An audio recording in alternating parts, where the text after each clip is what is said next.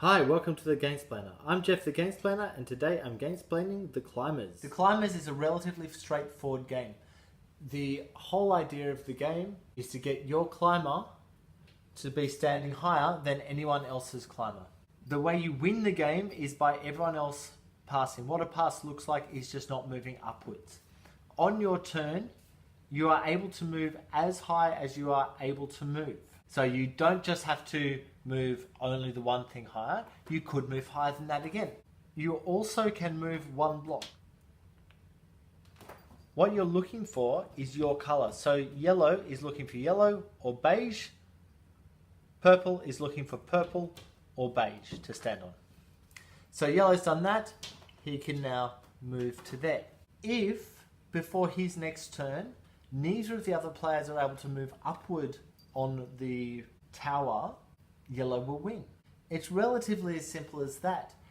Now the problem comes with first thing, a guy is only able to step up one level. If he wishes to step from here to here, that would count as two levels. How do you tell a level? By anything that's below his head. So in order for him to be able to make that maneuver, he would need to use a ladder. So he can use that ladder to get up to there. That ladder is now spent. It is a one-use only ladder. If he was down here and he wished to get up to there, he could use this ladder. That ladder will take him up 4 levels. It could be used to get him up to this one if he wished. It could be used to get to this one if he wished, even though he's not able to go on that color. The maximum that this ladder is able to take him is the 4 levels. So he could go to there and then to there. Once that's been used, same as the small ladder, that is deleted from the game. Now, when he moves things around, say, for example, he moved this block this turn. The next player is not able to touch this block. He's not able to move that block, should I say. He can build on top of it, but he can't move it. The player after him and everyone after that can then move that again. If this player wishes to save a block, so say he goes, oh, I really need that one, he can put his little marker on that. What that marker does is it stops anyone from building anything on top of that block or moving that block until his next turn. So the other 2 guys would go, then it'd be his turn again, and he can do whatever he wishes to do. He'd take that marker off. Once again, it's a one-use marker, so that would be gone and used. With the beige blocks, this guy's been standing mostly on the beige stuff. With the beige blocks, assume there is a grid drawn across them.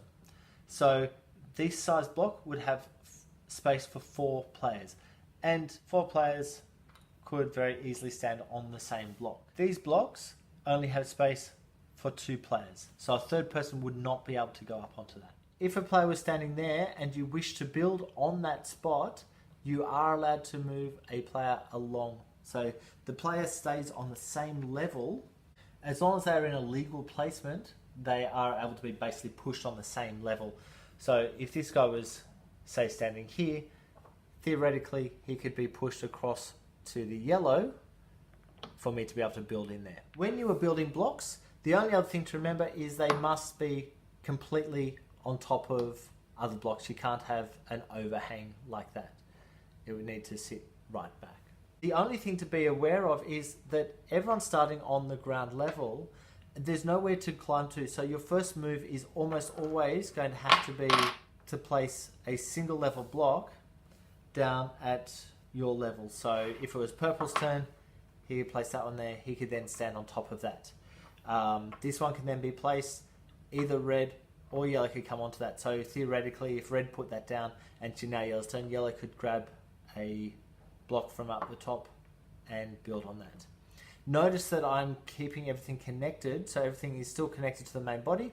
If for some reason purple was able to get to the top, he'd probably use a ladder, and he then wanted to move that one, he could do that, and that would isolate the other 2 climbers. That is perfectly legal. The only other thing to remember is with the placement, that square that I was talking about earlier, you need to place the blocks on that square. So you're either completely covering or half covering the blocks. I believe that's everything that needs to be learnt with the climbers in order to play the game. Go on and watch my gameplay to get a feel for how the game actually plays. If you have any comments or suggestions, please write them below. If you have any games that you wish to be gamesplaying, please shoot me an email at thegamesplainer@gmail.com. Follow me on Instagram or Twitter at thegamesplainer to keep up to date with the games I'm playing. Subscribe to my videos to keep up to date with the games I'm gamesplaining. And until next time, enjoy gaming.